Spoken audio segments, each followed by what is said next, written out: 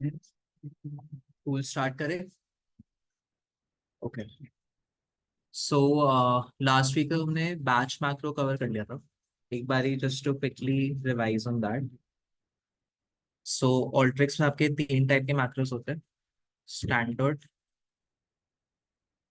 Batch and iterative. Standard macro हमने देखा था, इसमें डेटा कैसे फ्लो होता है। एक सिंगल स्ट्रीम में जाएगा, डेटा इनपुट होगा, डेटा इनपुट इन सिंगल, और आउटपुट भी एक सिंगल स्ट्रीम में होता है। सो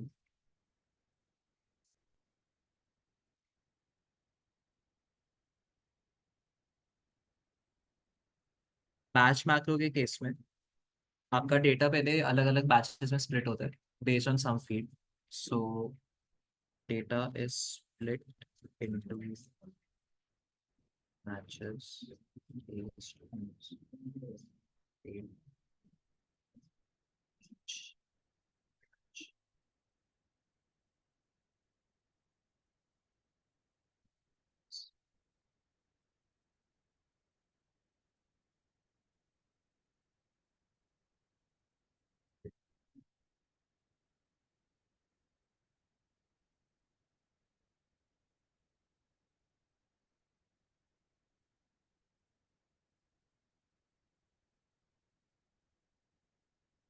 राइट, सो आपका डेटा बैचेस में स्प्लिट होगा, जो भी आपने फील्ड चूज करी है। एंड उसके हिसाब से ये अलग अलग जो भी बैचेस हैं, they will be processed with in the macro. And जब फाइनल आउटपुट आता है मैक्रो का, उसमें आपका सारे बैचेस एक ही टेबल में आते हैं कंबाइंड। ऐसा नहीं होता कि अगर आपका लेट्स से रीजन के बेसिस पे बैचेस बने, तो you'll get four tables out of the data, you'll get one table, क्योंकि सारे जो भी रीजन्स के डेटा होगा वो कंबाइन होकर एक टेबल में आएगा। So coming on to iterative macros. Iterative macros में, सो इटरेटिव जो वर्ड होता है या इटरेट जो वर्ड होता है, इसका मतलब होता है लूपिंग, राइट। सो इटरेटिव मैक्रो में क्या होता है, आपका डेटा एक लूप में बार बार प्रोसेस होता रहेगा टिल द टाइम एक कंडीशन मीट नहीं होती। सो data is fed, is processed in a loop till the data is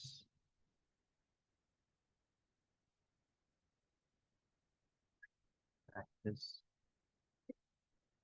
ठीक है, सो इसको एक छोटे से एग्जांपल से करके देखते हैं पहले। आप लोग एक टेक्स्ट इनपुट टूल लाओ, उसमें एक कॉलम बनाना है प्रिंसिपल, एंड प्रिंसिपल में वैल्यू लिख दो 0.0।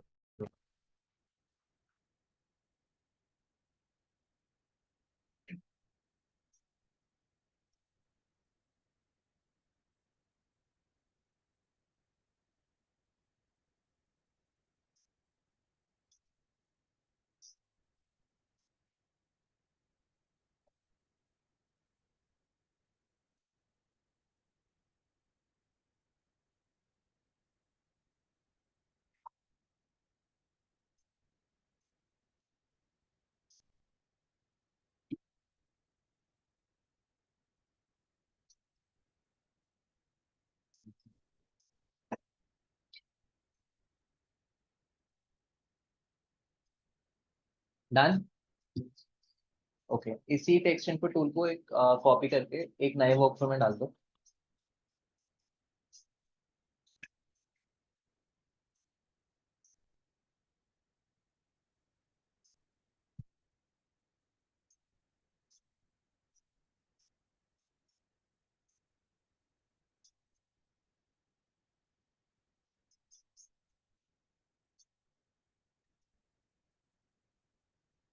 सो हमारी प्रॉब्लम स्टेटमेंट ये है कि हमें based on some principal amount we want to calculate the compound interest. ठीक है, सो कंपाउंड इंटरेस्ट कैसे काम करता है बेसिक अगर बताऊं तो, you have let's say day one पे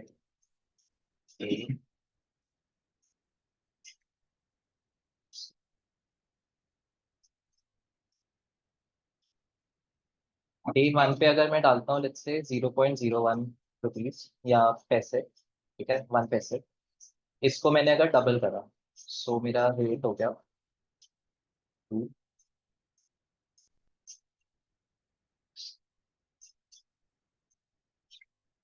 पहले दिन में इतना डबल हो जाएगा ये, राइट।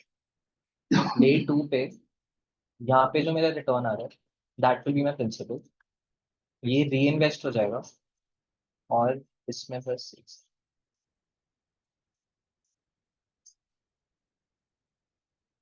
ऐसे ही चलते रहेगा टिल जो भी मैंने जितने भी नंबर ऑफ डेज स्पेसिफाई कर रखे हैं। सो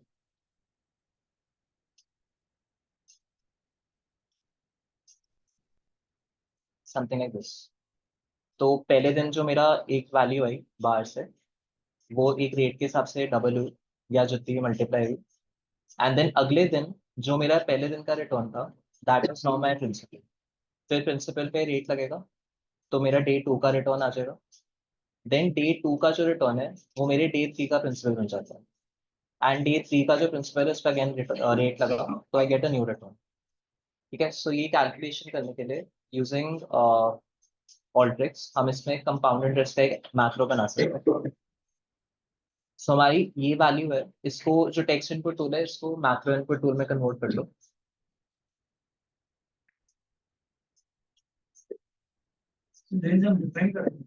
क्राइटेरिया डिफाइन कर।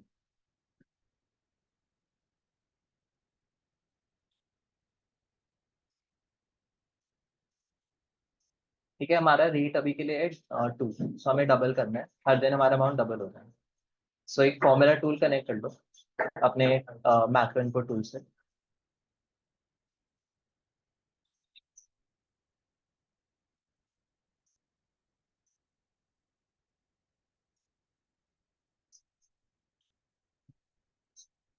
सो पहला आपका फॉर्मूला एक बनाना है रिटर्न का। Return is principal into simple. Sir ये आइटरेटिव मैक्रो बता रहे हैं ना? हाँ जी।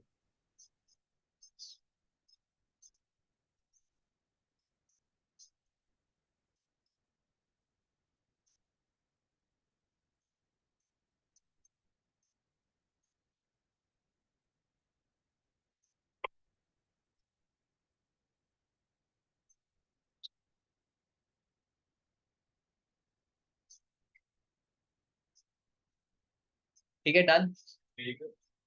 डे का भी बता रहा हूँ। प्रिंसिपल इंटू 2 हमने बना लिया अपना रिटर्न का कॉलम। अब नेक्स्ट हमें बनाना है एक वैल्यू होनी चाहिए जो ट्रैक करती है कितने डेज हो गए। ठीक है, सो बैच मैक्रो में हमने देखा था कि जब भी बैच मैक्रो रन करता है तो वो उतनी बार ही चलता है जितने डिस्टिंक्ट वैल्यूज हमारे उसमें होता है ग्रुप बाय वाले कॉलम में। तो जैसे रीजन के बेसिस में मैंने बैचेस बनाए, जितनी डिस्टिंक्ट वैल्यूज रीजन कॉलम में होंगी उतनी बार ही हमारा मैक्रो चलेगा, राइट। सो उसके मैसेजेस आते हैं कि जैसे जब रीजन पे चलाओगे तो दिखाएगा 4 इटरेशंस वाला, राइट। सो 4 जो वैल्यू आ रही है वो कहाँ से आती है, ऑल्ट्रिक्स उसको कहीं पे स्टोर करता है एंड उसको कहीं पे ट्रैक करता है। सो वही जो वेरिएबल है वो जो वैल्यू है जो खुद ही इंक्रीमेंट होती रहती है, हम उसी को यूज करके अपने डेज को ट्रैक करेंगे। सो उसके लिए आपका एक कांस्टेंट आता है ऑल्ट्रिक्स में विच इज इटरेशन नंबर। तो इसको एक्सेस करने के लिए क्या करना होगा, पहले कैनवस पे क्लिक करना है। कैनवस पे क्लिक करने के बाद आप कॉन्फ़िगरेशन विंडो पे वर्कफ्लो टैब पर जाओगे।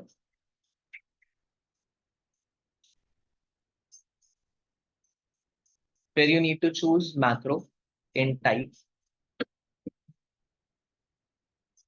एंड मैक्रो में आपको मैनुअली खुद से इटरेटिव मैक्रो चूज करना होगा। तो जैसे बैच मैक्रो में क्या हो रहा था, जैसे हम कंट्रोल पैरामीटर वाला टूल लाते हैं हमारा वर्कफ्लो बैच मैक्रो में कन्वर्ट हो जाता है। But in case of iterative macro ये हमें मैनुअली करना होता है चेंज। सो हमने मैक्रो में इसको इटरेटिव मैक्रो कन्वर्ट करा। आपका एक देखोगे कॉन्स्टेंट्स की लिस्ट में ये जो टेबल एक आ रही है, यहाँ पे एक और रो ऐड हो गया इटरेशन नंबर का। और ये दिखा रहे इटरेशन नंबर की वैल्यू अभी बाय डिफॉल्ट 0 है। तो मतलब ऑल्ट्रिक्स 0 से शुरू करता है इटरेशन नंबर की वैल्यू को काउंट करना। हमें इसी वैल्यू को एक्सेस करना है to keep track of our days कि हमारा कौन सा दिन अभी चल रहा है। ठीक है, सो ये ऑन करने के बाद हम वापस से फॉर्मूला टूल में आते हैं। यहाँ पे हम बनाएंगे डे का कॉलम। जैसे आप इटरेशन नंबर लिखना शुरू करोगे आपके इंटेलिजेंस में आ जाएगा यहाँ पर ये वाला वेरिएबल इटरेशन। इटरेशन सो क्योंकि ये स्टार्ट हो रहा है 0 पे, हमारे लिए 0 इज डे 1, तो इसलिए हमने यहाँ पे लिखा है इटरेशन नंबर +1।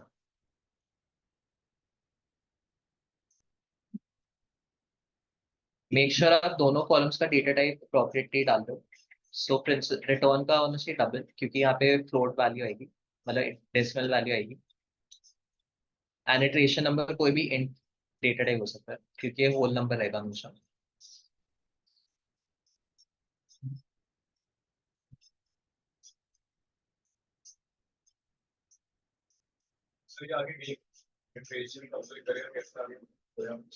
जैसे अभी ये शुरू हो रहा है 0 पे, जब नेक्स्ट इटरेशन होगी तो ये 1 हो जाएगा, इसकी वैल्यू 1 हो जाएगी। तो अब कुछ डिफाइन करेंगे तो कहाँ पे जाना है?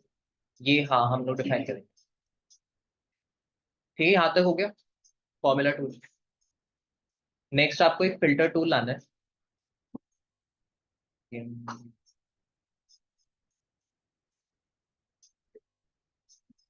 कैलाश, अभी I answer your question after the session is done. अभी के लिए हम लोग यहाँ पे एक क्राइटेरिया डाल देते हैं कि हमें 30 डेज तक का ही दें। सो डे का कॉलम लिया ग्रेटर दैन इक्वल टू 30, क्योंकि जैसे ही हमारे डे की वैल्यू ग्रेटर दैन या इक्वल टू 30 होती है, हमें अपनी लूप बंद करनी है। हमारी ये क्राइटेरिया कि हमें 30 डेज तक का देखना है कितना क्या कहते हैं कंपाउंड इंटरेस्ट बन के आता है, रिटर्न कितना बन के आता है।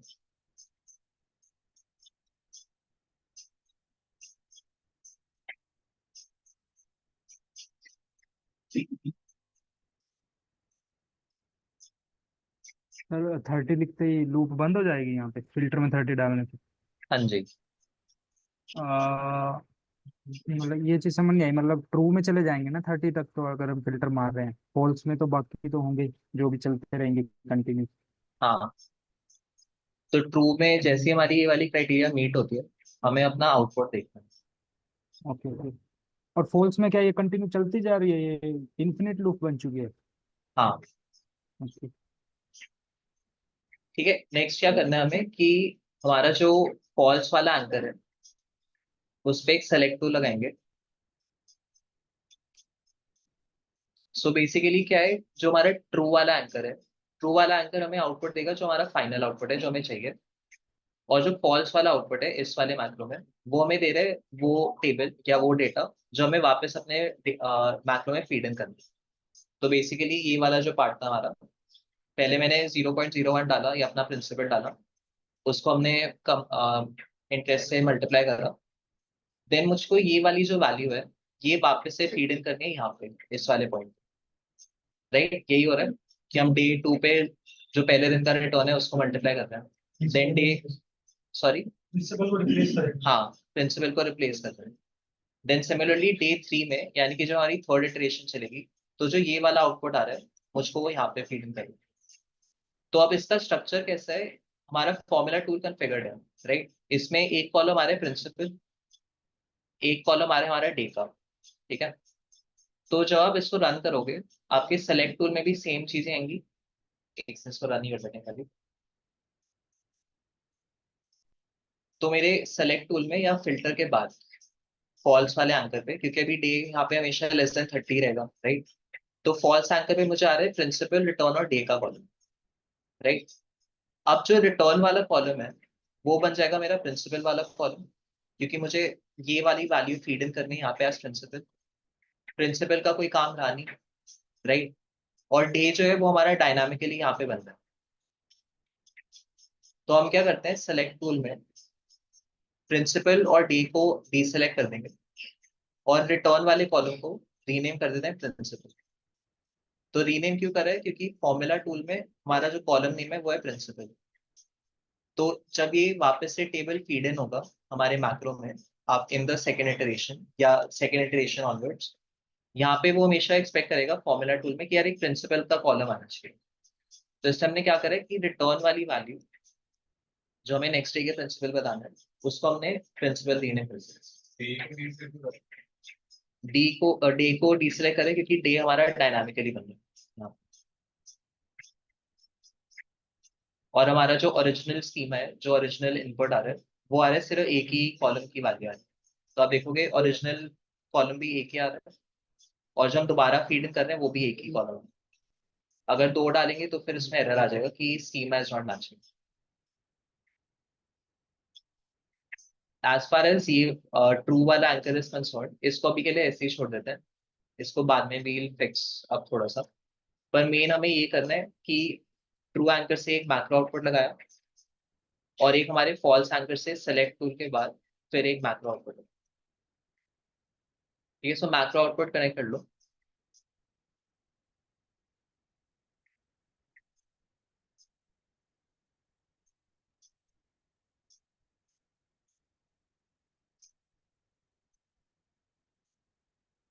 सो जो टी एंकर से मैक्रो आउटपुट लगा हुआ है उसको आप रिटर्न नाम दे दो, आउटपुट नेम रिटर्न।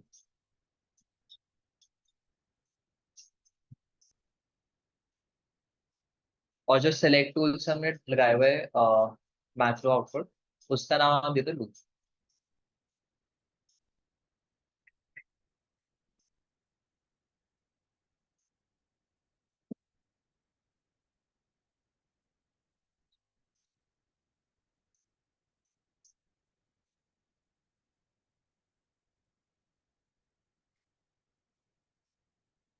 इनकेस आपका इंटरफेस डिजाइनर अभी बंद है, आप लोग व्यू पे जाओ और इंटरफेस डिजाइनर को एनेबल कर दो।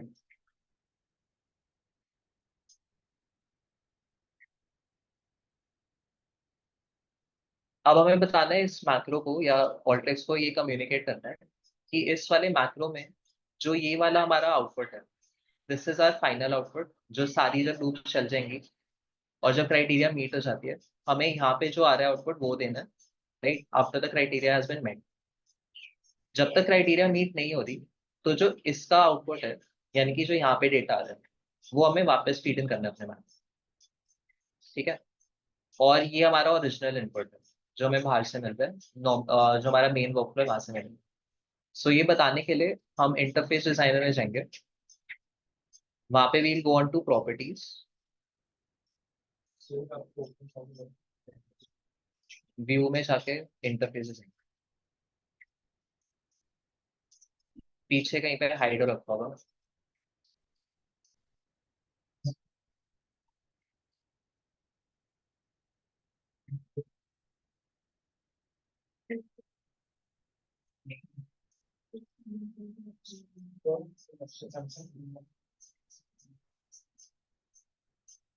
ठीक है, आगे बढ़े।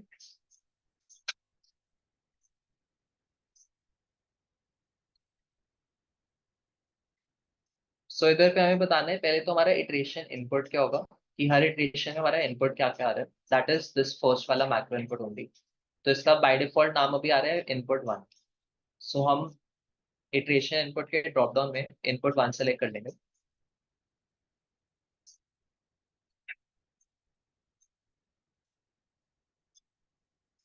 नेक्स्ट है हमारा iteration output.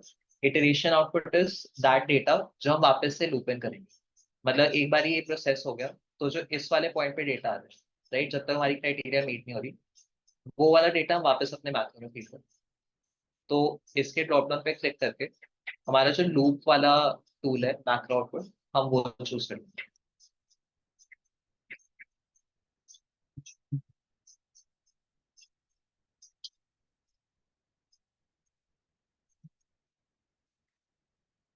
Apart from that आप यहाँ पे एक हार्ड कोड कंट्रोल कर सकते हो कि ओवरऑल इस मैक्रो में कितनी बारी नंबर ऑफ इटरेशन चलने चाहिए। अगर इससे ज्यादा टाइम चलते हैं तो फिर you can either throw an error कि पूरा का पूरा वर्कफ्लो ही रुक जाएगा, या आप एक वार्निंग थ्रो कर सकते हो, या जो भी बाकी के जैसे रोज बचे होंगे वो आपके आउटपुट हो जाएंगे। You can choose that. अभी के लिए हम इसे एरर ही रहने देते हैं। एंड आउटपुट मोड में हमने क्या करा हुआ है, किस से डिजाइन करा है, जो हमारा इनपुट था ओरिजिनल इनपुट, तो इसमें आप देखोगे एक ही कॉलम आ रहा है प्रिंसिपल, राइट। और हमारा जो इटरेशन आउटपुट है वहां पे भी एक ही कॉलम है प्रिंसिपल। तो इसलिए हमारा इटरेशन जो भी सारे इटरेशन होंगे they will have the same scheme. तो ये वाला जो फर्स्ट यहाँ पे सिलेक्टेड है ऑप्शन वही रहने देंगे। अदरवाइज हम चूज कर सकते हैं ऑटो कॉन्फ़िगर बाय नेम या बाय पोजीशन। तो ये आपका जैसे यूनियन टूल में काम करता है बिल्कुल वैसे ही काम करता है यहाँ पे भी। So it's the maximum for which are also the five page on the other 29%. So it's 80. वो आप मान सकते हो this is the master control. ये आपका इसके अंदर ही हो गया। अगर यहाँ पे मैं लेट्स से 150 डिफाइन कर दूं, तो क्योंकि इधर 100 डिफाइंड है, वो 100 पे ही रुक जाएगा। और अगर उसके बाद 30 डिवाइड कर दिया 100 में एरर नहीं आएगा। नहीं, वो क्योंकि 30 स्टिल लेस देन 100 ना, तो ये फिर भी चल जाएगा, पर 30 पे स्टॉप हो जाएगा मैक्रो, क्योंकि हमने वही डिफाइन करा। अगर 100 से ज्यादा करते तो ये एरर थ्रो करते। तो आप यहाँ से एक मास्टर कंट्रोल डाल सकते हो कि मैक्सिमम इतनी बार ही चलना चाहिए, चाहे हमने क्राइटेरिया में कुछ भी डिफाइन कर। तो ये डे कैसे प्लस कर रहे हैं? इसमें तो हमने जो फॉल्स में ले रखा है उसमें से प्रिंसिपल ले रखा है। ये वाला कॉलम कैसे होगा? डे वाला कॉलम हमारा डायनामिकली बन रहा है। एक सेकंड, सॉरी, राइट। सो डे वाला कॉलम हमारा डायनामिकली बन रहा है। तो पहली इटरेशन में इस ये वाला जो वेरिएबल है, इसकी वैल्यू आती है 0। फिर जब नेक्स्ट टाइम चलेगा, इसकी वैल्यू होगी 1। तो जब नेक्स्ट इटरेशन पे ये मैक्रो चलेगा, यहाँ पे अब आएगा 1 + 1 2। ये कैसे रीड करेगा? तो इसमें जो हमने सिलेक्ट में ले रखा है वो सिर्फ प्रिंसिपल की वैल्यू है हमारी। हाँ तो हम दोबारा उसको लूप में डालते हैं। हाँ, तो डे को कैसे रीड कर रहे हो? डे क्योंकि मैक्रो के अंदर बन रहा है ना, तो हमने प्रिंसिपल फीड इन करा पहले। सॉरी, हमने पहले सिर्फ एक कॉलम फीड इन करा है प्रिंसिपल। फॉर्मूला टूल में दोबारा से ये डे वाला कॉलम बनता है, तो हर बारी डे का नया कॉलम बनता है। पर इसकी वैल्यू क्या होती है, डिपेंडिंग ऑन द इटरेशन, जो भी इटरेशन चल रहा है, वैल्यू खुद ही इंक्रीमेंट होती है। खुद ही print करेगा। हाँ, बाय 1। तो इसमें 1 से इंक्रीमेंट होता है, उससे ज्यादा से नहीं कर सकते। ठीक है, इसको सेव कर देते हैं मैक्रो को। नाम आप कुछ भी दे सकते हो, पेनी दे दो।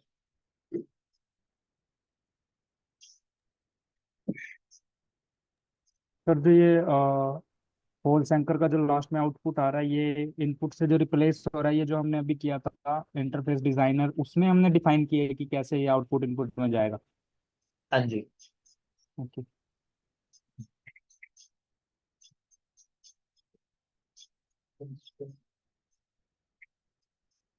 यहाँ पे पहला तो हो गया get, this is our macro input. हर बारी हर इटरेशन में यही हमारा इनपुट होगा। अब इटरेशन का आउटपुट क्या है, जो वाला डेटा हमें वापस फीड इन करें। तो ये तो हो गया हमारा फाइनल डेटा जो हमें देखना है। ये हो गया हम जो वापस फीड इन कर रहे हैं। तो इसलिए यहाँ पे इसका नाम आ रहा है, इसका नाम है लूप। तो इटरेशन आउटपुट पे लूप चूज करेंगे। रिटर्न वाला वो है जो जब ये वाली क्राइटेरिया मीट हो जाएगी, जब लेट्स से डे 30 आ गया इसमें, तो डे 30 पे ये यहाँ पे थ्रो करेंगे। तो उसके बाद हमारा मैक्रो भी स्टॉप।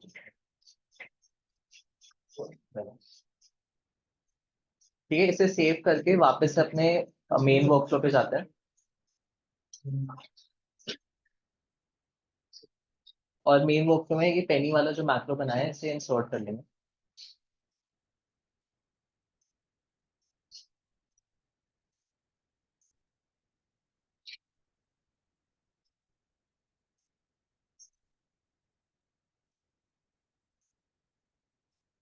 तो इसकी कॉन्फ़िगरेशन में भी कुछ भी नहीं आ रहा, सिर्फ ये इनपुट लेता है, उसको प्रोसेस कर देगा जो भी मैक्रो के अंदर डिफाइंड है। इसको रन करते हैं।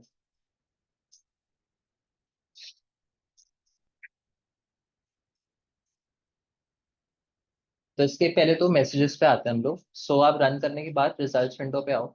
वहां पे आपका बिल्कुल टॉप लेफ्ट कॉर्नर पे 3 डैश आ रहे होंगे फॉर मैसेजेस। उस पर हॉवर करोगे तो मैसेजेस आएगा। तो ये दिखा रहे 29 इटरेशंस वर रन, राइट।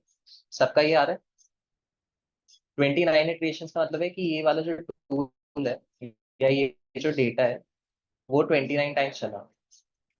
और अगर आप इसका नीचे वाला देखोगे, जो नीचे वाला हमारा लूप वाला आउटपुट था, वहां पे ब्लैंक आ रहा है, क्योंकि हमारी क्राइटेरिया कहती है कि जब डे इज लेस देन और इक्वल टू 30, तो 29 + 1 30 हो गया इक्वल टू 30। उस टाइम पे उस क्राइटेरिया पे हमारा आउटपुट आना चाहिए यहाँ पे ऊपर वाले जो रिटर्न वाला हमने मैक्रो मतलब आउटपुट डिफाइन करा था। जब तक डे इज लेस देन 30, तब तक यहाँ पे आते रहेगा, पर वो हम देख नहीं सकते क्योंकि मैक्रो अभी चल ही रहा है। जब तक मैक्रो चल नहीं जाता तो दोनों के आउटपुट्स नहीं आएंगे। तो जैसे ही आपके सारे इटरेशन रन हो जाते हैं, आपका फाइनल आउटपुट आ जाता है जो हमें रिटर्न वाले आउट एंकर पे दिखेगा। सो ये दिखा रहे हैं कि डे 29 पे, या अकॉर्डिंग टू ऑल्ट्रिक्स डे 28 पे जो हमारा प्रिंसिपल था वो ये बन के आ रहा है। डे 28 का प्रिंसिपल डे 28 का रिटर्न, डे 29 में प्रिंसिपल बना, इंटरेस्ट लगा, और डे बता रहे 30। So if you start with 1 पैसा, आप उसको हर रोज डबल करते हो फॉर 30 डेज, आपके पास फाइनली कुछ 1 करोड़, 1 करोड़ है, कितना है ये? इसको ट्राई करके देख सकते हो ऑनलाइन, उसको कौन सी बात? कंपाउंड इंटरेस्ट कैलकुलेटर में।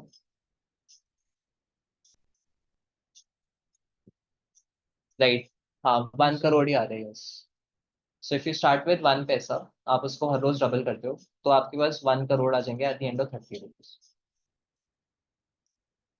ठीक है, बट प्रैक्टिकली 200% इंटरेस्ट कोई नहीं देता है, तो हमें इंटरेस्ट रेट जो है उसको चेंज करना होगा। इंटरेस्ट रेट चेंज करने के लिए हमें जो ये 2 वाली वैल्यू है वो चेंज करनी होगी इन आर मैक्रो, उसे कॉन्फ़िगरेबल बनाना होगा। सो हम क्या करते हैं, एक टेक्स्ट बॉक्स टूल ले आते हैं यहाँ पे, या आप इंटरफेस डिजाइनर से, या सॉरी इंटरफेस कैटेगरी से, या सर्च बार से ला सकते हो टेक्स्ट बॉक्स टूल। ये वैल्यू लेगा हमारे इंटरेस्ट की, और बाय डिफॉल्ट में इंटरेस्ट यहाँ पे डालता हूँ 0.7% होता है स्टैंडर्ड इंटरेस्ट। सो 0.07 डाल देते हैं, डिफॉल्ट है उसमें। सो यहाँ पे जो यूजर ने इंटरेस्ट की वैल्यू डाली है, वो हमें पास करनी है फॉर्मूला टूल में, जहाँ पर अभी टूल लिखा हुआ है। राइट, ये हमारा रेट है। सो हम टेक्स्ट बॉक्स टूल को फॉर्मूला टूल से कनेक्ट करते हैं।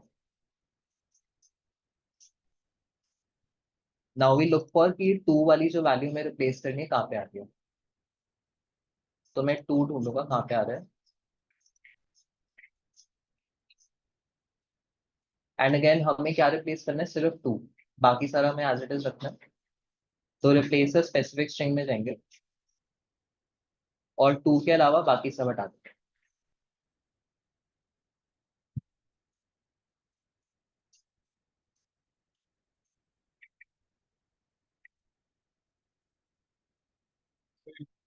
जैसे उसमें करके देगा हम्म वैसे भी वैसे नहीं, इसमें भी रनिंग टोटल करके कर सकते हैं। रनिंग टोटल करके, रनिंग टोटल से थोड़ी आएगा वो। रनिंग टोटल तो ये हो रहा है कि, सो रनिंग टोटल हो गया कि हम इसका टोटल निकाल दें, पर यहाँ पे क्या करते हैं कि रिटर्न का हमने इसको लिया यहाँ पे, और फिर इसको रेट से मल्टीप्लाई कर। तो यहाँ पे रेट मतलब ये वैल्यूज अल्टीमेटली हमें बनानी होगी, क्योंकि रनिंग टोटल के लिए ये सारी वैल्यूज एग्जिस्ट करनी चाहिए। अभी वो एग्जिस्ट नहीं कर रही है, वो ऑन द फ्लाई बन। इसके लिए फिर आपका सो इसमें क्या हो रहा है, इटरेटिव मैथ्रो में हमने पहले ये इनपुट दिया, ये वैल्यू बनी, नेक्स्ट टाइम ये वैल्यू हमारा इनपुट बन जाती है, तो ये वाली रो गायब हो गया, सिर्फ ये एक रो जा रही है, एक कॉलम जा रहा है। देन नेक्स्ट टाइम जब सेकेंड इटरेशन में हमारा प्रोसेस हुआ, तो ये बन गया हमारा रिटर्न। अब नेक्स्ट टाइम सिर्फ ये वाली वैल्यू जो ये एक सेल है, सिर्फ यही जा रही है इनपुट में। तो ऐसे रोज एग्जिस्ट नहीं कर रही, वो बार बार ओवरराइट होती रहती फिजिकली हम डाल नहीं सकते, ऐसा कोई कॉलम ऐड नहीं कर सकते। है। कॉलम ऐड कर सकते हो, पर फिर भी आपका जो रोज है वो एक ही रहेगी। तो हर बारी मेरी सिर्फ एक ही रो जाती है, मतलब प्रोसेस होती है, और सेम ही मतलब वो वैल्यू रिप्लेस हो जाती है बार बार। Right, so coming back to this, हम लोग यहाँ पे रेट डिफाइन कर रहे थे, टेक्स्ट बॉक्स टूल लिया, इसको फॉर्मूला टूल से कनेक्ट करा, और 2 के अलावा बाकी सब ने रिप्लेस करा दिया प्रिंसिपल वाले, सॉरी रिटर्न वाले फॉर्मूला में। इसको सेव कर देते हैं, एंड वापस अपने मेन वर्कफ्लो में आते हैं।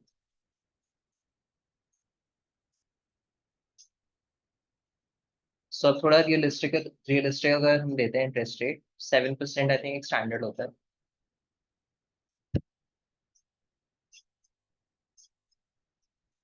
क्या हो गया ये, 0 तो नहीं आना चाहिए, एक second।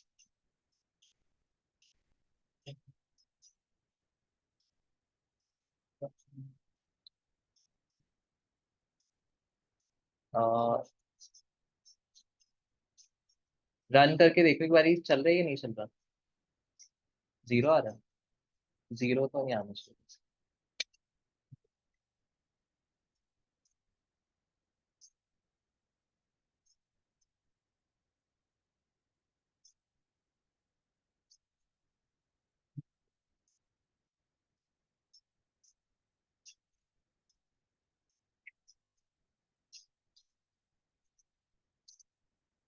Double.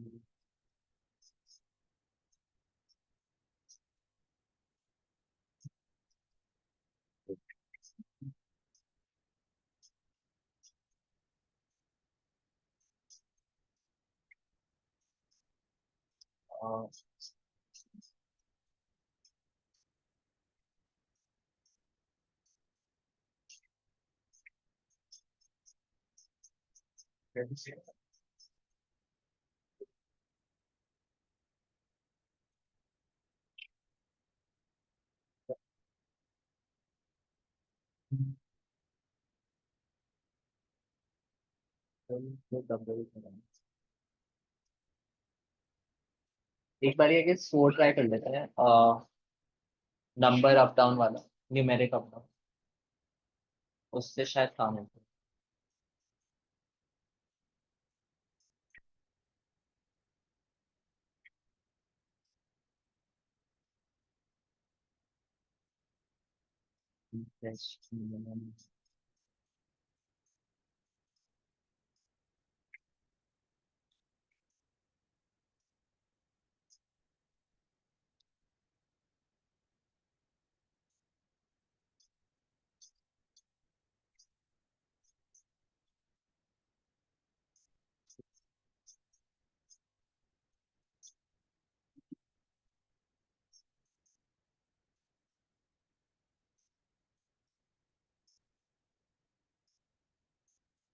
Just give me, इसको थोड़ा सा ठीक कर लूंगा।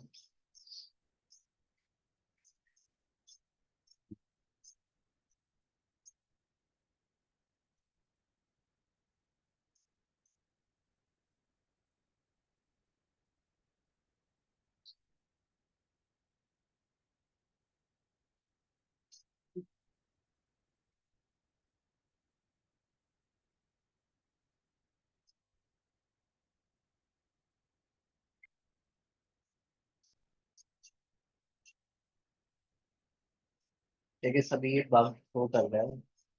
Ideally, you would change your interest rate like this only.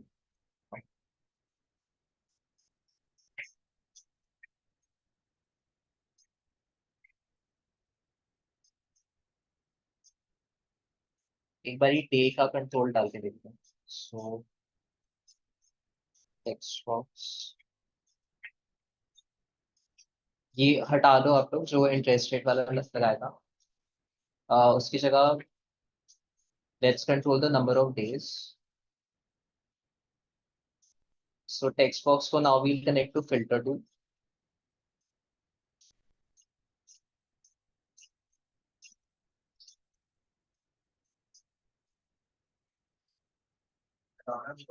हाँ वो हटा दो इंटरेस्ट रेट वाला।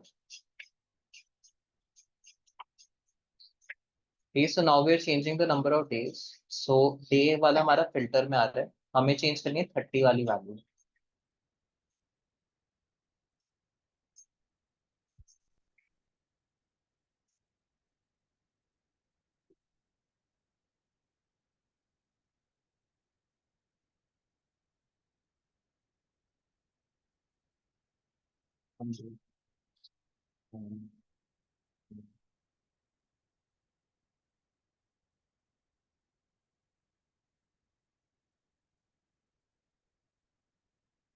इसका नाम लिख दो टेक्स्ट बॉक्स का डे,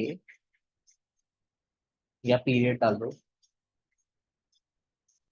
इन्वेस्टमेंट ड्यूरेशन, सेव।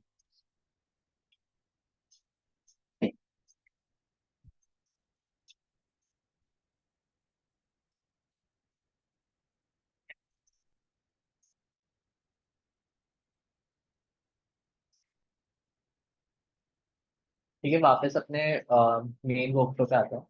सो आपका पीरियड या इन्वेस्टमेंट ड्यूरेशन वाला जो होगा टेक्स्ट बॉक्स, वहाँ पे अभी के लिए डालते हैं 10 डेज। सो हमें 10 डेज के लिए देखना कितना होता है। क्या होता है?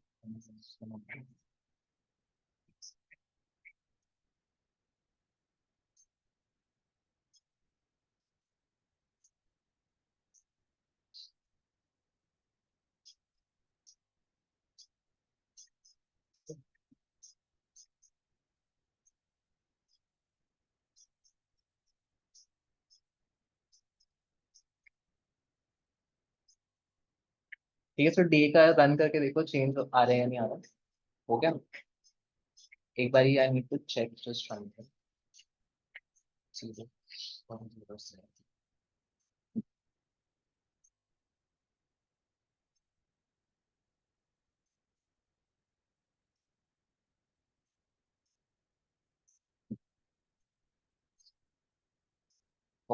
माय बैड, मैंने एक गलती कर दी इसमें कि पहले हम लोग प्रिंसिपल को डबल कर देते हैं। अभी हमें प्रिंसिपल को और रेट, मतलब जो इंटरेस्ट रेट आ रहा है, इन दोनों को ऐड करके नेक्स्ट डे का प्रिंसिपल बनाना है। सो माय बैड, ये वाला चेंज डाल देते हैं, उसके बाद देख। बेसिकली हम लोग पहले डबल कर देते हैं, राइट। डबल के केस में तो 2 से मल्टीप्लाई कर दिया डायरेक्टली हो गया। But generally how it works is, कोई भी इन्वेस्टमेंट होती है, आप उसको रिटर्न्स जो भी रेट है उससे मल्टीप्लाई करा, तो ये add your return to the principal. तो थर्ड सेकंड डे पे या सेकंड डे ऑनवर्ड्स मेरी ये दोनों की sum value should be my principal. तो वो मैंने गलती कर दी थी।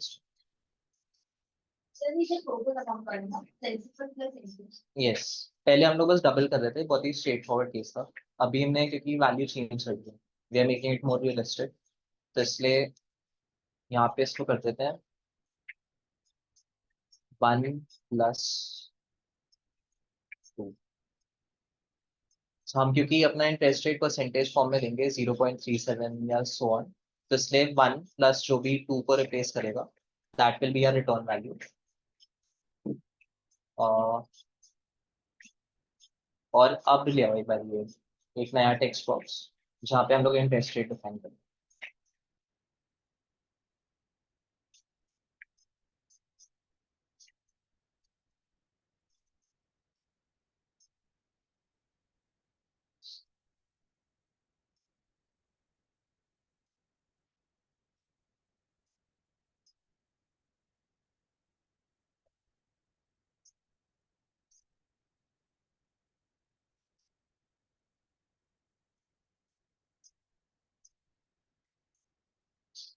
ठीक है,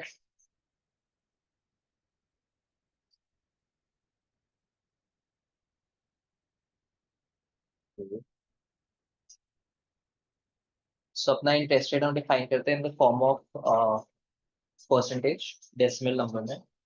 तो जैसे हमें चाहिए इंटरेस्ट रेट लगाना है 0.7% लगाने, तो 0.07। इसको करा रन, अब ये थोड़ा सही चल रहा है।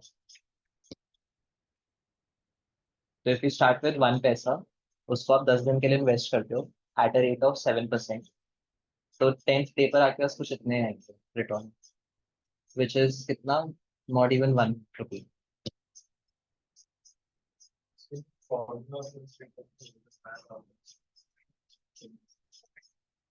1+2 वाला कर रहा है क्योंकि हमें एक तो करना है कि जो एक्चुअल वैल्यू थी प्रिंसिपल की, वो इसको अगर लिखते हैं principal plus principal into interest, ऐसे लिखेंगे, राइट। सो अगर मैं इसको ऐसे लिख दूँ, P इंटू 1 इंटू 9, सॉरी ऐसे नहीं होगा, P इंटू 1 प्लस 9। तो वही चीज हमने यहाँ पे लिखी है।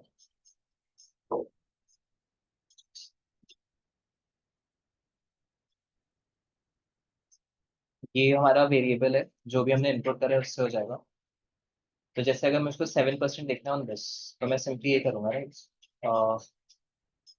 इनटू 1.07 ओरिजिनल अमाउंट और इंटरेस्ट रेट, ये आ गया 7%।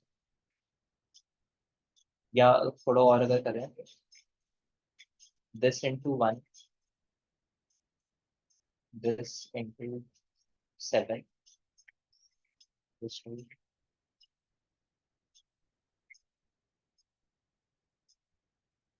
so इसको बस थोड़ा सिंप्लीफाई करके लिखता है ऐसे।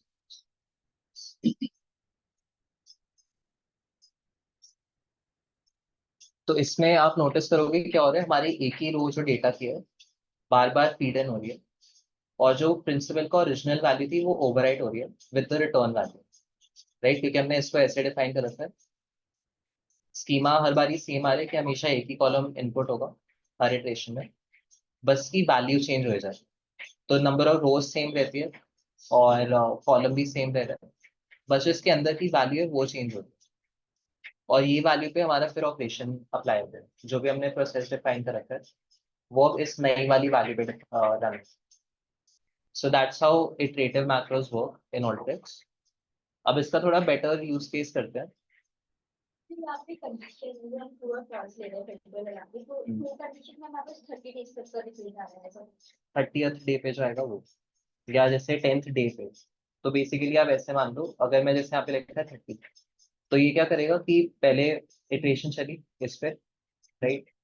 अब सेकंड डे का मेरा रिटर्न आ गया यहाँ पर, ये सेकंड डे का रिटर्न हो गया। ये फॉल्स में आ रही है क्योंकि अभी डे की वैल्यू 1, फर्स्ट डे पे हमारा रिटर्न ये आ रहा है, राइट। तो first day still less than 30 क्योंकि अभी डे 1 ही हुआ है। अब डे 2 पे मेरा जो प्रिंसिपल है वो आ रहा है इतना, ठीक है।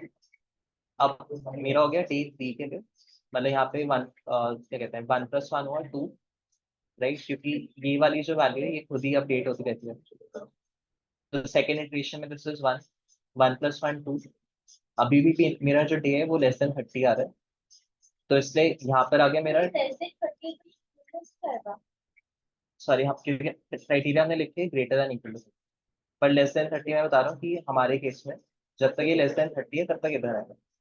जैसे ही डे 30 आता है वैसे ही जो यहाँ पे हमारे पास वैल्यू आ रही है जो भी बन रही है वो इधर आ जाएगी। इसका थोड़ा सा प्रैक्टिकल एग्जांपल करते हैं। या एक्चुअली इसका प्रैक्टिकल एग्जांपल कल कर लेंगे, थोड़ा सा लंबा है ये, बट मैं इसके डॉक्यूमेंट शेयर कर देता हूँ so you can go through it. I will explain all of it tomorrow.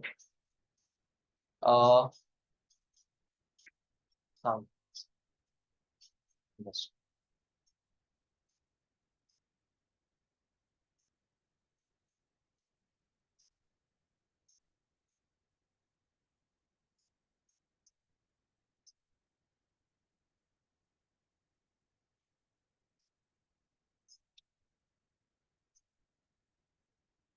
और जो हमको 100 का आना था वहाँ पे वो चलेगा 100 टाइम्स इज द मैथ्स।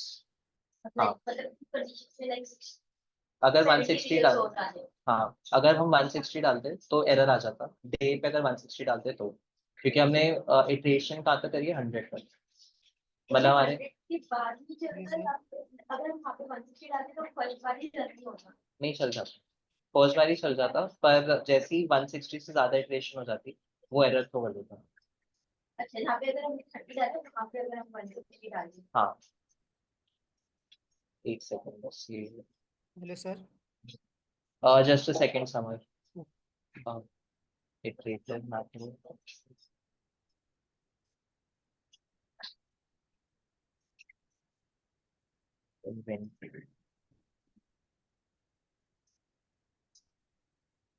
इसको मैं ओवरव्यू भी दे देता हूँ अभी थोड़ी देर में, उससे पहले एक टॉपिक और कवर कर लेते हैं हम लोग, which is Alteryx server and gallery. So इसके लिए एक्चुअली यू लाइसेंस चाहिए होता है पेड, तो I can't show it you live, पर मैं आपको फिर भी एक ओवरव्यू दे सकता हूँ कि how it works and Alteryx server और गैलरी होता क्या है। सो बेसिकली जैसे फॉर एग्जांपल मान लो आप Amazon का डेटा एक्सेस कर, आपको Amazon से कुछ खरीदना है, तो आप Amazon की वेबसाइट पे जाओगे एंड वहाँ पे आपको अलग अलग सारे जो भी प्रोडक्ट्स हैं वो मिल जाते हैं, आप सर्च कर सकते हो जो भी। तो you can search their database. Basically जब आप उनके सर्च बार पे क्वेरी डालते हो आईफोन की जैसे, तो आप आईफोन की सारी जो क्वेरीज हैं, मतलब जो भी उनका डेटा रिकॉर्ड्स हैं, वो सारे आप कॉल करते हो फ्रॉम द ऑल्ट्रिक्स, सॉरी, अमेजोन के सर्वर्स। सिमिलरली ऑल्ट्रिक्स का भी एक सर्वर एनवायरनमेंट होता है, एंड ऑल्ट्रिक्स का सर्वर इज बेसिकली एक सिस्टम, अलग से सिस्टम होगी जहाँ पे ऑल्ट्रिक्स इंस्टॉल्ड होगा, और ऑल्ट्रिक्स ने जो भी वर्कफ्लोज बनाए हैं जिसमें भी, वो सारे वहाँ पे स्टोर होते हैं।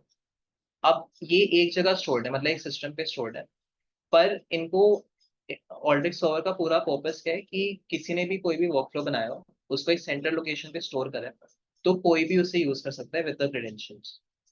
तो इसीलिए आपका एक गैलरी आता है, Alteryx gallery is a different product. Alteryx gallery is like Amazon का वेबसाइट। सो ऑल्ट्रिक्स सर्वर हो गया अमेजोन के जो एक्चुअल सर्वर्स हैं वो, जहाँ पे उन्होंने सेटअप कर रखा है। ऑल्ट्रिक्स गैलरी इज अमेजोन की वेबसाइट। तो आप इस वेबसाइट पे जाते हो, ये आपकी कंपनी के नाम से होती है वेबसाइट, एंड वहाँ पे यू कैन एक्सेस जो भी सारे वर्कफ्लो सर्वर पे अवेलेबल है वो। तो you can store workflows from your system to a server by simply. तो यहाँ पे आप जब सेव करते हो, सेव एज का ऑप्शन आता है। आप एक तो अपने खुद के सिस्टम पे स्टोर कर सकते हो, या फिर आप एक सर्वर पे स्टोर कर सकते हो, आपके ऐसे ऑप्शन आता है। तो यहाँ पे आप देखोगे दिखा रहे हैं ऑल्ट्रिक्स गैलरी, gallery.altrix.com। वैसी कंपनी के सर्वर्स होते हैं जो भी, जैसे मान लो एक्सेंचर का सर्वर है, तो accenture.altrix.com, ठीक है।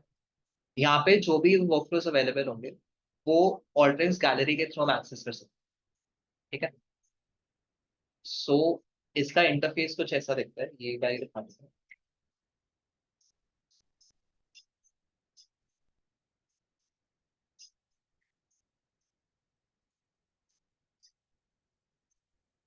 सो जैसे आप अपने गैलरी के वेबसाइट पे जाते हो या सर्वर के वेबसाइट पे जाओगे, आपको कुछ ऐसा एक इंटरफेस दिखेगा, जहाँ पे जो भी वर्कफ्लोज आपने खुद अपलोड करे हैं वो लिस्टेड होंगे। एंड अदर देन दैट आपके पास एक शेयर्ड विद मी वाली टैब आ रही है, जहाँ पे किसी और ने जो वर्कफ्लो बनाया होगा वो आप एक्सेस कर सकते हो। तो ऑल्ट्रिक्स गैलरी पे आप सिर्फ रन कर सकते हो वर्कफ्लोज, आप उनको एडिट या डीबग नहीं कर सकते। डीबग करने के लिए आपको दोबारा इसको ऑल्ट्रिक्स डिजाइनर में खोलना। तो ये बस एक एनवायरनमेंट प्रोवाइड करते हैं जहाँ पे आप वर्कफ्लोज रन कर सकते हो without having Alteryx on your system. तो जैसे अमेजोन का भी जो डेटा है वो हमारे पास है नहीं, पर हम उसे एक्सेस कर सकते हैं अमेजोन की वेबसाइट के थ्रू।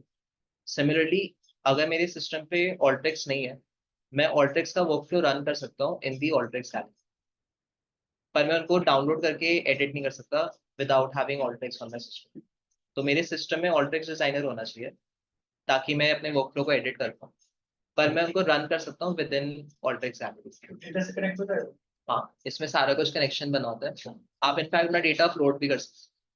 वो डिपेंड करता है आप जैसे भी कॉन्फ़िगर करोगे अपने ऐप को, मतलब या जो भी वर्कफ्लो है उसके हिसाब से डिपेंड करता है कि इनपुट लेना है नहीं लेना, या अगर एसक्यूएल के इनपुट डाल रखे हैं तो वैसे काम करेंगे। जैसे इनपुट लिया उसने एसक्यूएल से, हाँ फिर वर्कफ्लो चला के, फिर आउटपुट जैसे रिमाइंड करता है वो वैसे करके उसमें एसक्यूएल में चेंजेस कर देगा। हाँ जी, That's आपको बस या तो वो फ्लो आप बिना किसी इनपुट के चला लो, जैसे अभी हमने मैक्रो बनाया था जिसमें हम इंटरेस्ट रेट नहीं ले रहे थे, तो फिर भी काम कर रहा था।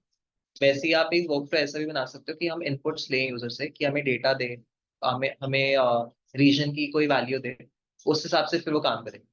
तो विद और विदाउट यूजर इनपुट्स आप अपने वर्कफ्लोस को रन कर सकते हो ऑल्ट्रिक्स गैलरी।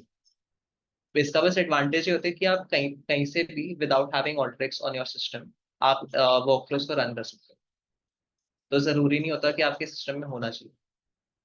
सो जैसे आप ऑल्ट्रिक्स के गैलरी पे जाओगे ऐसा इंटरफेस दिखेगा। यहाँ पे जो आपने खुद वर्कफ्लोज बनाए हैं वो अवेलेबल होंगे।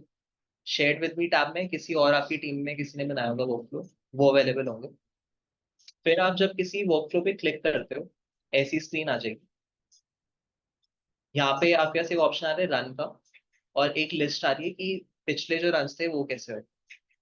तो यू विल नोटिस इधर पे ये सारे मेरे पास एक लॉग आ रही है एक तरीके से कि कब का वर्कफ्लो रन करा था, वेदर वो सक्सेसफुली रन हुआ या अनसक्सेसफुली रन हुआ, जैसे भी। इन पे ये इस वाले अगर आइकन पे आप क्लिक करते हो या एक्सपैंड करते हो एक लिस्ट आइटम पे, तो जो ऑल्ट्रिक्स में हमें मैसेजेस दिखते हैं,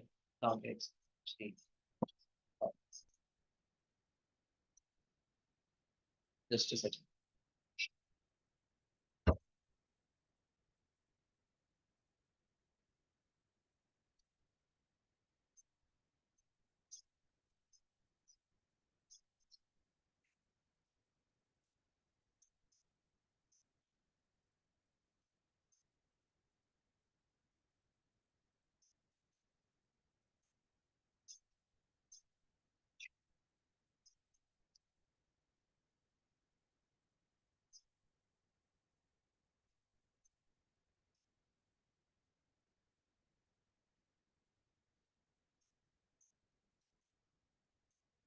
सो फॉर एग्जाम्पल ये सारे हमें मैसेजेस आ रहे हैं, राइट, जब हमने वर्कफ्लो रन करा। अगर आप अपने ऑल्ट्रिक्स गैलरी में किसी भी एक इस आइकन सॉरी लिस्ट आइटम को एक्सपैंड करोगे, आपको यही वाले मैसेजेस दिख जाएंगे कि वर्कफ्लो जब चल रहा था तो कहाँ पे क्या इश्यूज है, कैसे कैसे काम करें। उसके अलावा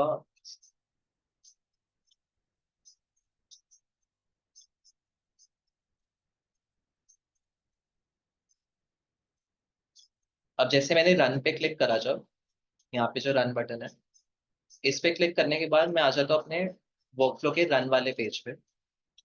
अगर मैंने कुछ इनपुट्स डिफाइन कर रखे हैं, जैसे मैं आई कैन डिफाइन कि मुझे फाइल इनपुट देनी है या नहीं देनी। मैं यहाँ पे जैसे इन्होंने बना रखा होगा कि डेट के हिसाब से हम डेटा प्रोसेस कर रहे हैं, तो इसने यूजर से डेट का इनपुट लिया है। मैं अपने इनपुट्स प्रोवाइड करूंगा and then I run the workflow. Workflow आपका रन होने के बाद अगर आपने डिफाइन कर रखे कि हमें एक्सेल फाइल में आउटपुट चाहिए, तो आपको एक्सेल फाइल का एक तो प्रीव्यू मिल जाएगा और आप उस एक्सेल फाइल को डाउनलोड भी कर सकते हो। सिमिलरली अगर आपने मल्टीपल आउटपुट्स डिफाइन कर रखे हैं कि हमने एक एक्सेल फाइल भी बना दी और साथ में हमने एक क्या कहते हैं रिपोर्ट भी बना दी, पीडीएफ रिपोर्ट बना दी, we can download that PDF report as well. तो डिपेंडिंग ऑन आपने जो भी कॉन्फ़िगरेशन कर रखी है, वो सारा कुछ यहाँ पे you can access that. You can define कि हमें आउटपुट को डाउनलोडेबल बनाना है या नहीं बनाना। बेसिस ऑफ दैट आपका यहाँ पे डाउनलोड का ऑप्शन आ जाएगा कि आप डेटा डाउनलोड कर सकते हो या रिपोर्ट डाउनलोड कर सकते हो। जैसे ये आपको एक प्रीव्यू दिखा रहे हैं कि ये जो बाइक्स फाइल बनी है उसके अंदर अभी कैसा दिख रहा है, राइट। इसी को वी कैन डाउनलोड, तो बाइक्स फाइल डाउनलोड हो जाएगी। Coming on to the next thing,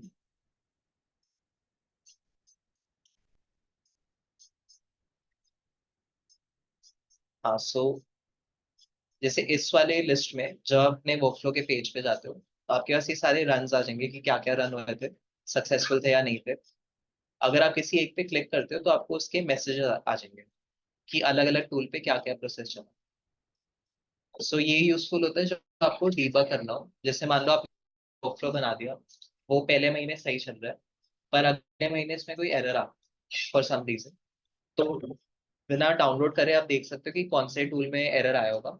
हो सकता है एरर डेटा की वजह से हो कि किसी ने गलत फाइल फॉर्मेट दे दिया। हो सकता है कि हमारे वर्कफ्लो में कोई दिक्कत हो, तो we can see that over here कि एग्जैक्टली एरर आया था। तो जैसे ऑल्ट्रिक्स में हमें यहाँ पे मैसेज आ जाता है। अगर मैं फॉर एग्जाम्पल मैंने ये रन करा तो इसने मुझे दिखाया कि ये मैक्रो पे, जो ये वाला मेरा मैक्रो है, इस वाले टूल पे एरर आ रहा है कि इनपुट नहीं है। तो these type of messages I can see over यहाँ पर, ठीक है। So that is all there is to Alteryx over and gallery. इसके अलावा एक इंटरव्यू क्वेश्चन पूछ सकते हैं कि क्या क्या रोल्स होते हैं। तो ये बहुत ही थियोरेटिकल कॉन्सेप्ट है, you can read it up yourself. मैं इसमें को समझाने वाले ऐसे है नहीं। मोस्टली बस ये है कि आप ऑल्ट्रिक्स पे जाते हो तो जैसे अलग अलग वेबसाइट्स पे, जैसे अगर अमेजोन की हम लोग एग्जांपल लेते हैं, अमेजोन में एक तो है कंज्यूमर व्यू कि हम लोग अकाउंट बना सकते हैं, we can view products, we can filter them, हम लोग ऐड टू कार्ट वगैरह कर सकते हैं। वैसे ही एक वहाँ पे अमेजोन में होता होगा एडमिन व्यू, कि जो हमने डेटाबेस से कनेक्शन बना रखा है वो सारी चीजों को देखता है, राइट। सो सिमिलरली ऑल्ट्रिक्स गैलरी पे भी आपके काफी सारे रोल्स आते हैं। रोल्स आई वुड सजेस्ट आप एक बार रीड अप कर लो, क्योंकि this is a very popular interview question. काफी कंपनीज मतलब काफी क्लाइंट्स ने बोला हुआ है, ये पूछ लेते हैं। एंड इसमें कुछ समझाने वाला है नहीं, इसलिए मैंने पर्टिकुलरली कुछ बना नहीं रखा। अपार्ट फ्रॉम दैट बस यही होता है, इसके अलावा there is nothing more to Alteryx gallery. तो ये भी मैंने आई थिंक शेयर कर दिया है। यू कैन, अच्छा नहीं करा, you can go through this. कल वाले सेशन में हम लोग डिस्कस कर लेते हैं, कोई डाउट आता है तो। Starting up always mainly easily use the database of them. So if macros like to use of this use है। मैक्रोज यस, क्योंकि आपको कुछ सॉल्यूशंस बनाने होंगे, कुछ टूल्स बनाने होंगे जो ऑल्ट्रिक्स में अभी अवेलेबल नहीं है। तो वो वाले टूल्स बनाने के लिए need to use macros, right. So coming on to our कल का जो मटेरियल है, कल हम लोग इटरेटिव मैक्रोज को ही कंटिन्यू करेंगे। सो हमें एक प्रॉब्लम स्टेटमेंट दी है कि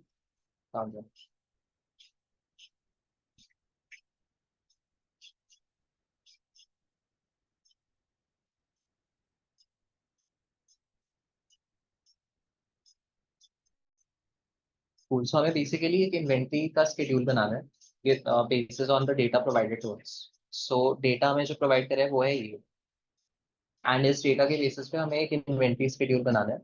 अब इसमें प्रॉब्लम क्या है कि ये वाली सारी फील्ड्स हैं जो हमारे पास अवेलेबल हैं अभी, जो हमें प्रोवाइड होंगी हर बारी, पर इसमें और भी बहुत सारी फील्ड्स हैं. तो बेसिकली काफी सारी फील्ड्स हैं जो हमें प्रोवाइड नहीं है, जो हमें बनानी होगी खुद से.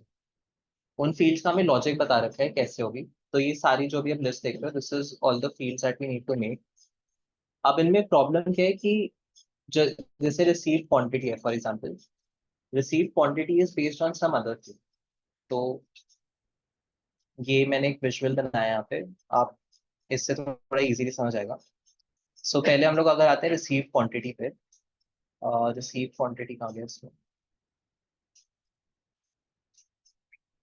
राइट. रिसीव क्वांटिटी के लिए मुझको ऑर्डर क्वांटिटी कॉलम बनाना होगा. सो अगेन ब्लैक इज जो भी हमें खुद से बनाने हैं, green is fields which are provided to us, red is the fields जिनके हमें प्रीवियस रो यूज करना है. ठीक है.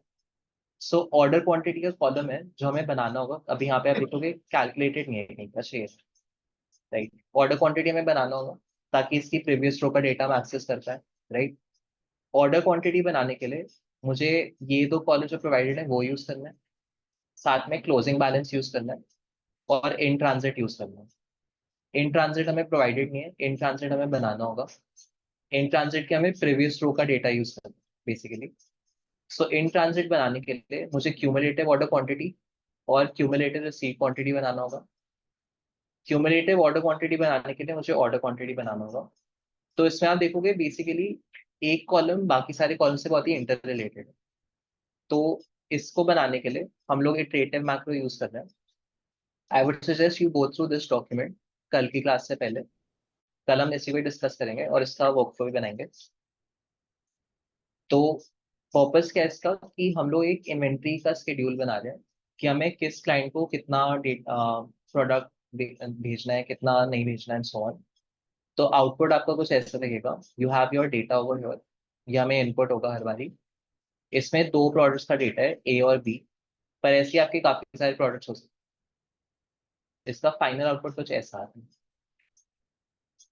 सो बेसिकली ये वाली जो सारी कॉलम्स हैं ये हमने खुद से कैलकुलेट करके बनाई है इन ऑल ट्रिक्स. ठीक है. कूल. Any doubts?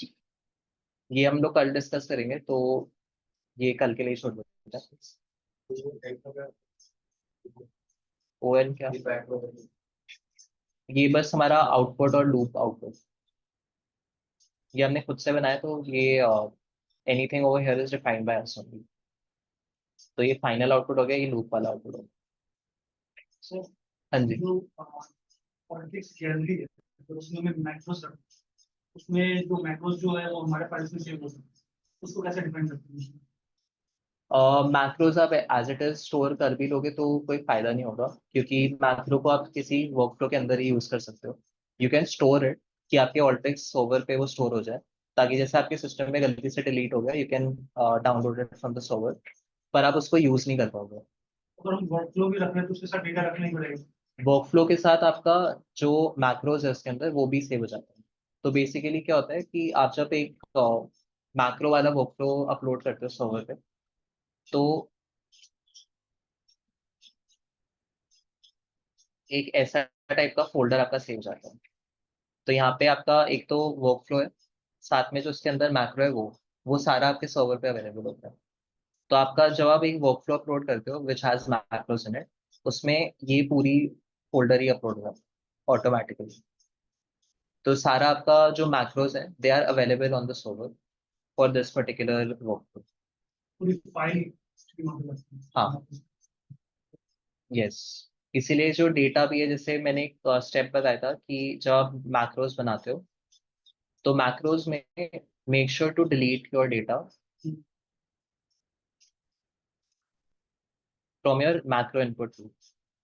तो यहाँ पे कुछ जितना भी डेटा होगा वो सारा डिलीट कर दो. अगर आप डिलीट नहीं करते तो हैवी फाइल बनेगी, तो फिर वर्कफ्लो जो अपलोड होगा वो काफ़ी हैवी अपलोड होगा, एंड उसको रन करने में भी काफ़ी टाइम लगेगा सर्वर पे. तो जो हम वर्कफ्लो उसमें डाल रहे हैं वो डेटा जाना चाहिए, विदाउट डेटा तो रन नहीं होगा.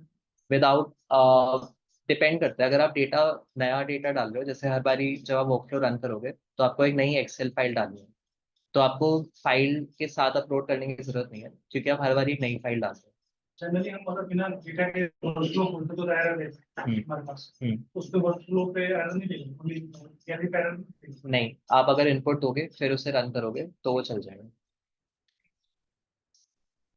Yes summer. सर एक्चुअली अभी मैंने एक्चुअली सर्टिफिकेशंस कर रहा हूँ ऑल्ट्रिक्स के, तो वो कोड तो हो गया है मेरा, बट अभी एडवांस वाले के लिए भी तैयारी कर रहा हूँ मैं। मुझे ओके। भी आप ही से पूछना था मुझे कि सर कौन से टूल्स वैसे हैं जिनको अच्छे से प्री, अभी जैसे क्या ये जो 2-3 दिन क्लासेस हुई है ना, तो उसमें मैक्रोस का तो आ ही रहा है, उसमें मैक्रोस भी पूछेंगे वो लोग। हम्म।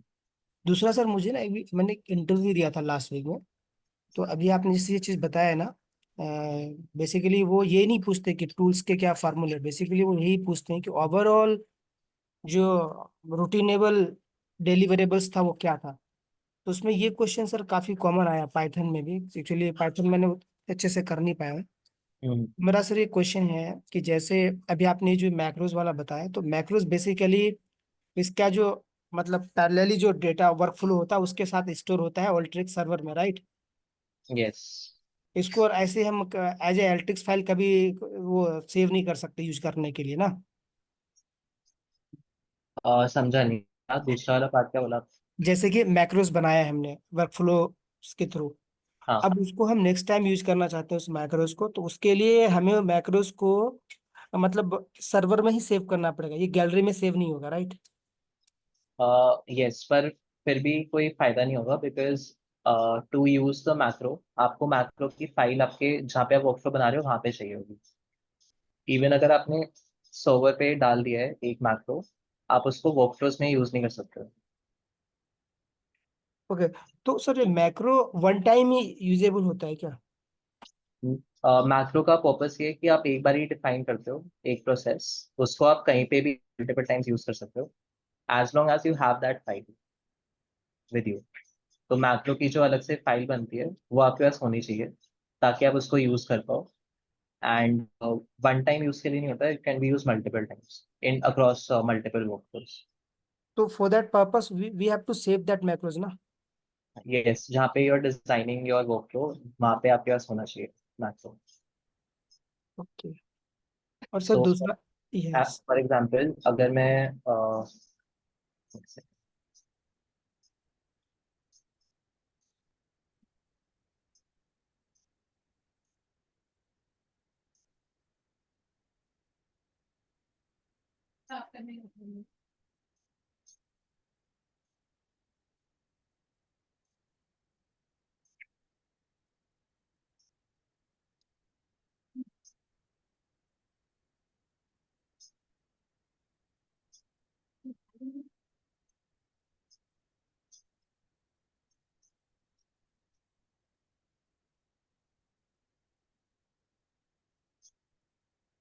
सो फॉर एग्जाम्पल ये मेरा एक वर्कफ्लो है जिसमें हम यूजिंग मैक्रोस।